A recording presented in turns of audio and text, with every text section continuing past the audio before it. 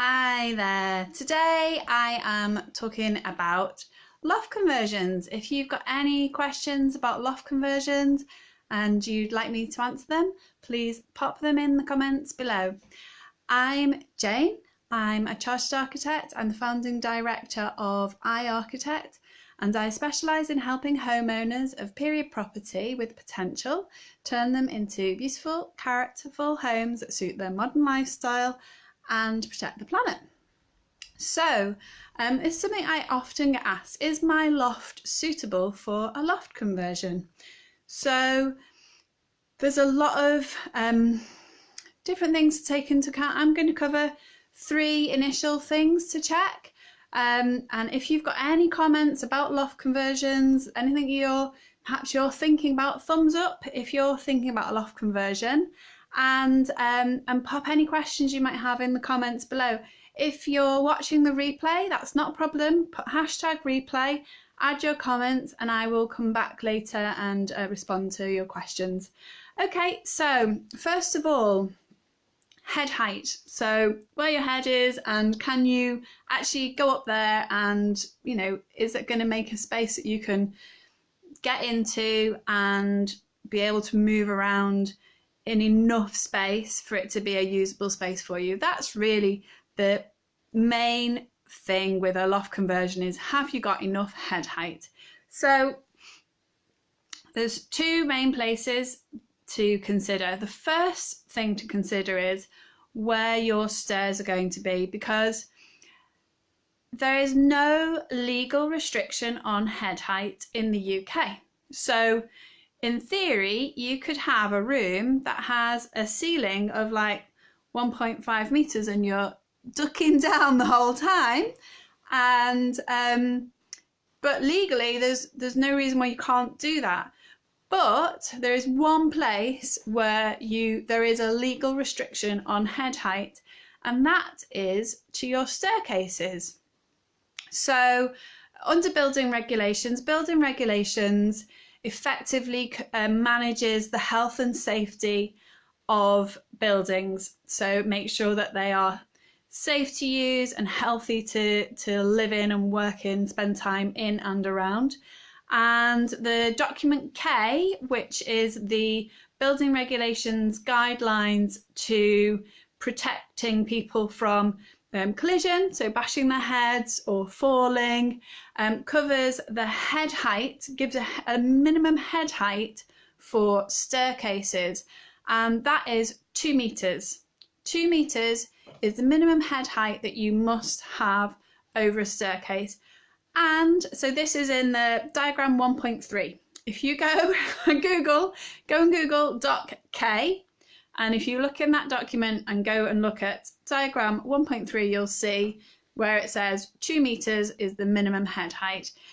Then there is the next diagram 1.4, shows you where if you're doing a loft conversion and the head height is restricted, you can go down to 1.9 meters in the center of the staircase, as long as it's then going up to one side and the lowest point at the edge of the staircase is 1.8. So say it's 1.8 here, 1.9 in the middle, and then it's higher to the other side.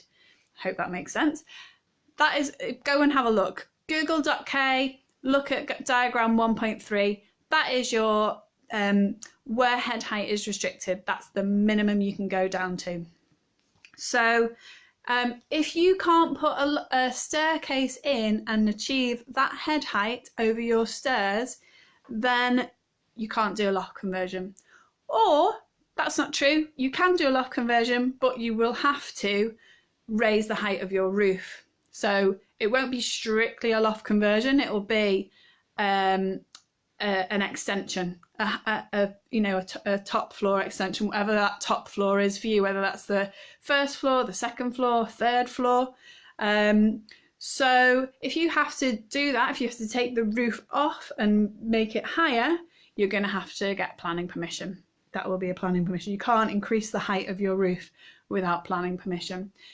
you might be able to do something like a dormer extension, and that may or may not require planning permission. In some circumstances, a dormer extension is permitted development, but that's very dependent on your location, your building type, and a few other things. So if you're not looking at making any changes to the roof, you just want to keep the roof shape as it is and the height as it is, then you need to make sure that you've got at least 2 meters, and I would say just try and make sure it's 2 meters.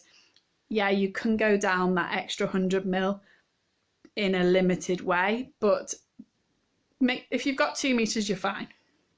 So that's that. The second thing to take into account is the build-up. So if you've got a loft, then it's just used for storage and you've not got what's called habitable space. That means that it's not a space you can live in. Yes, you can store stuff in there, but it's not living space. So to make it living space, it has to be insulated and it has to have a floor that's structurally sound and can take the weight of you moving around, dancing to music or whatever it is you want to do up there. So it needs to be both warm enough and stable enough to make it habitable space.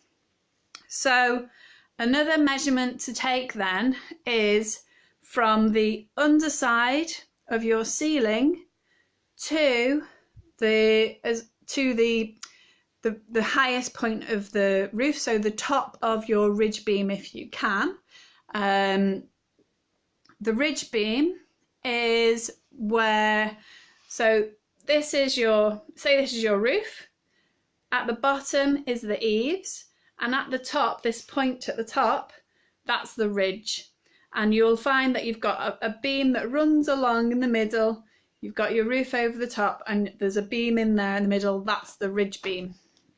So if you get an idea of how big that ridge beam is, and measure either up to the underside of it and then add the depth of the ridge beam itself. So you want that and to the underside of the ceiling.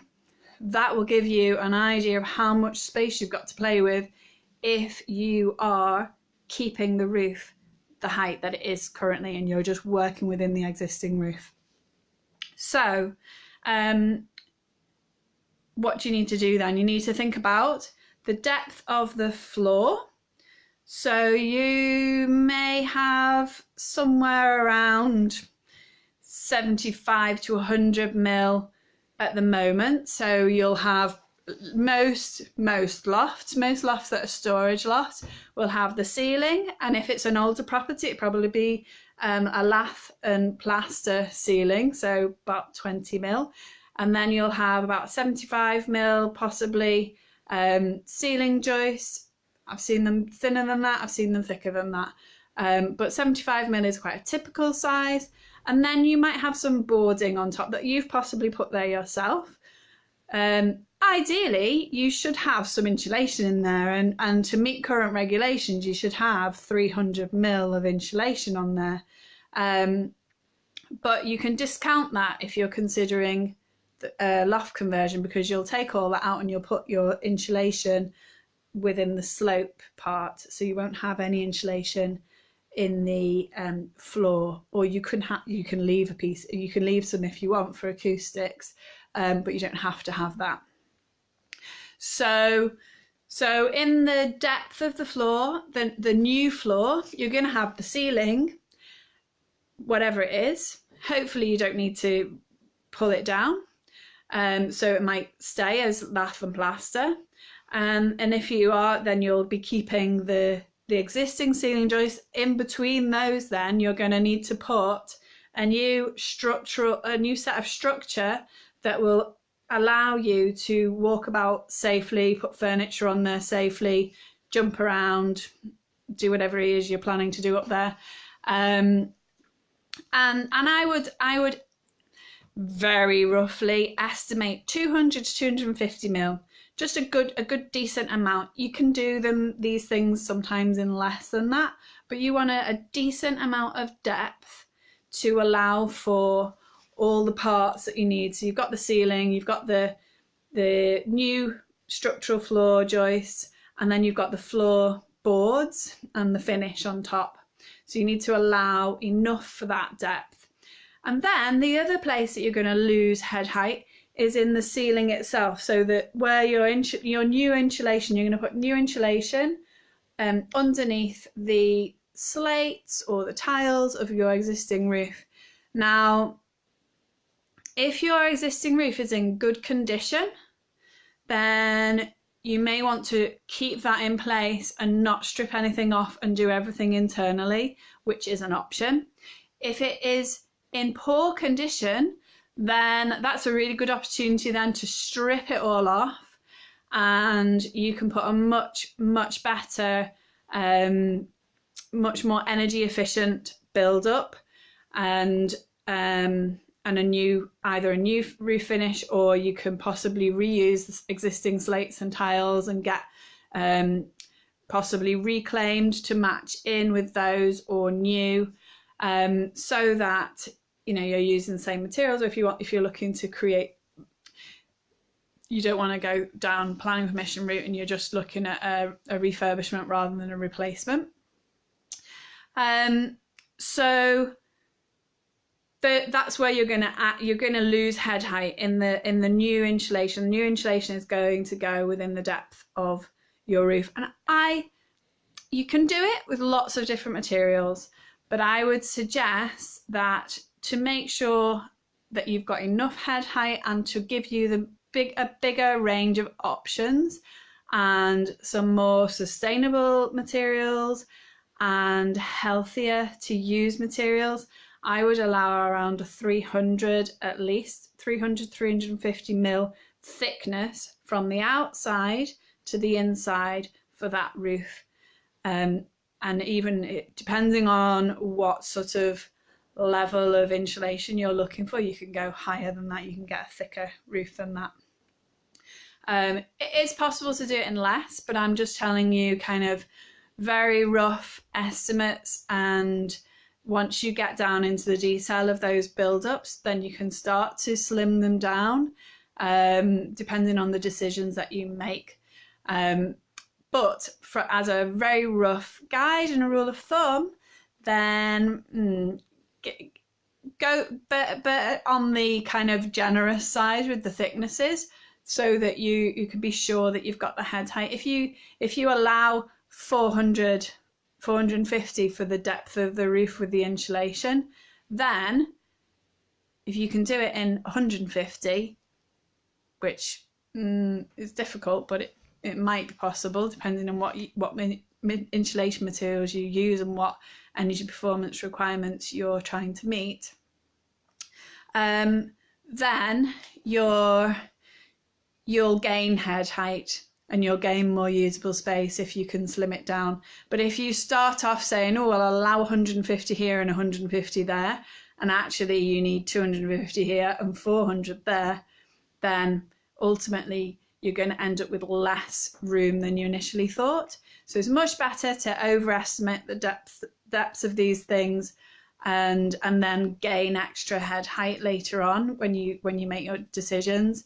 So I would start off from that point of view, from just when you're sort of just starting to think about it and you're taking a few measurements early on to see, is this going to be possible or not?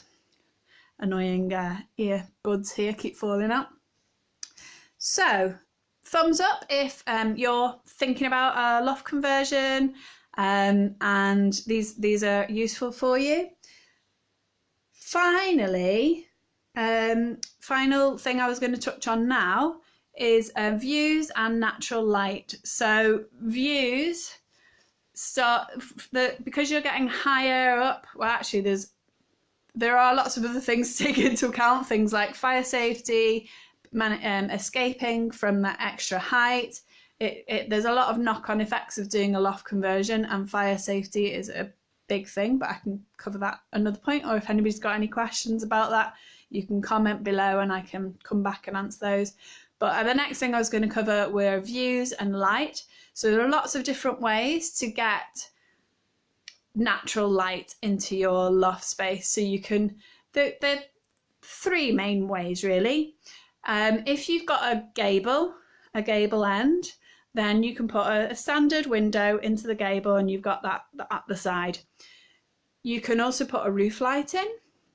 So there are lots of different manufacturers. Velux is one of the most commonly known, or one of the biggest players.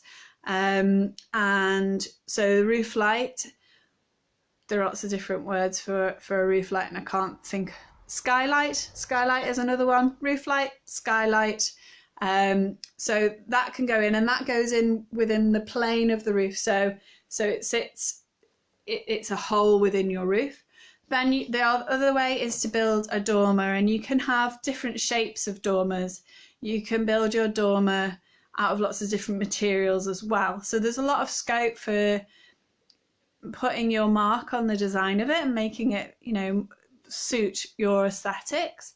But basically you can have a flat roof dormer or a pitched roof dormer, or you can get ones that kind of curve and look like an eye peeping out. They're quite nice. Lots of different ones, lots of different sorts of dormers that you can have, and all these different shapes. Adding an extra dormer helps to give you more space in a loft where you've got more space to use.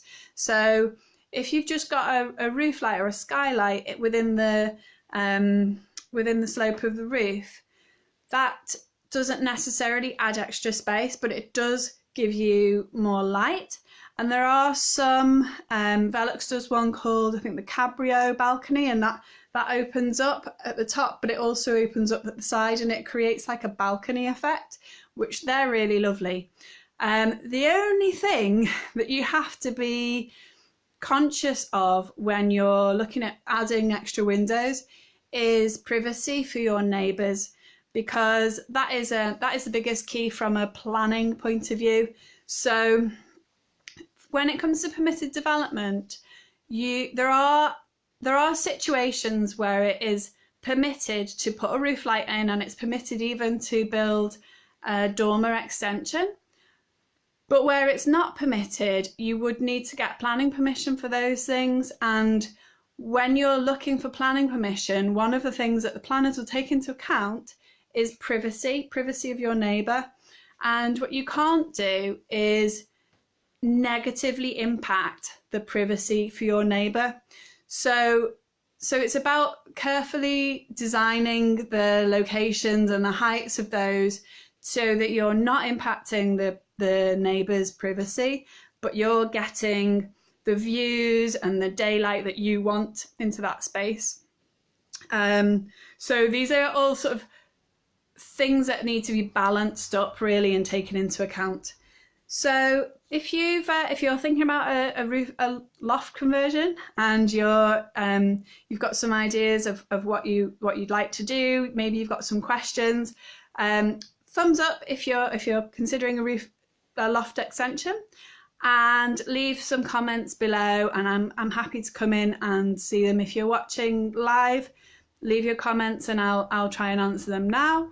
If you're watching the replay, just put #replay and leave your comments, and again I'll come back and I'll answer them as best I can. So I can't see any comments appearing now, so that was all that I had planned to cover. There are lots more things that you could go into with a loft conversion. So like I say, if you've got any comments, please leave them. Any questions, and I will answer them. I'll come back later and answer them as well. So that's all for now. If you've missed looking at head heights and so on, you can go back to the beginning of this. I'll see you next week. Okay, bye for now.